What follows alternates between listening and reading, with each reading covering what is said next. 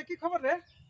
খবর হলো এই হ্যাঁ, যে আমি এতদিন যা কোনো কোনো এখন সমাজ সেবার কাজে লেগেছি, ভালো বুঝলে কাজ না? করছিস। হ্যাঁ, ভালো কাজে লেগেছি। হ্যাঁ, আল্লাহ দেখ তোর ভালো হোক। ঘটনাটা হলো কি যে তামাক বিড়ি খেনি হ্যাঁ, মানে যতগুলা সব নিশা পান করছে কিনা, হ্যাঁ, হ্যাঁ, তো নিশা পান করতে হবে না, মানে মানুষকে একটু বলে দেবে যে নিশা পান করিস না, মানে সবকে ক্যান্সার হয়েছে। ক্যান্সার হয়েছে। হ্যাঁ, তো আমি সমাজ সেবার কাজে লেগেছি। আমি ওই ওগুলা তো নাই কিন্তু সাত না, পাঁচে, হ্যাঁ তুমি একটু ওগুলা খাই না কিন্তু আমি। তুমি একটু গ্রামে তোমার ওই গ্রামের লোকগুলাকে বলে দিবা, আর গ্রামের আমি লোককে বলে দেবো জেনে এরপর থেকে জেনে তামাক বিড়ি খেনি আর নিশা পান না করে, হ্যাঁ, বুঝলে? হ্যাঁ, তা আমি সমাজ সেবার কাজে লেগে গেছি।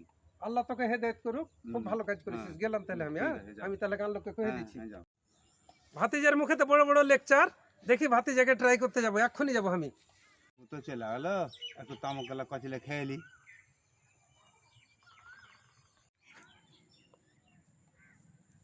এই কি করছিস? এই একটু তামাক খাচ্ছি, তামুক খাচ্ছিস মানে? একটু। বড় বড় লেকচার, আর আমি গোটা গান লোককে কয়ে ঢুকি যে তামুক বিড়ি সিগারেট এগুলা খাবি না, ক্যান্সার হয়েছে।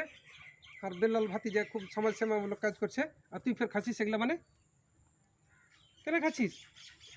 এই ভারতবর্ষের আসলে এমনই এক সিস্টেম যে যারা বড় বড় লেকচার মারে, মানুষকে বুঝায়, তারা ফের নিজেরাই মানে না। তুইও মানবি না নাকি?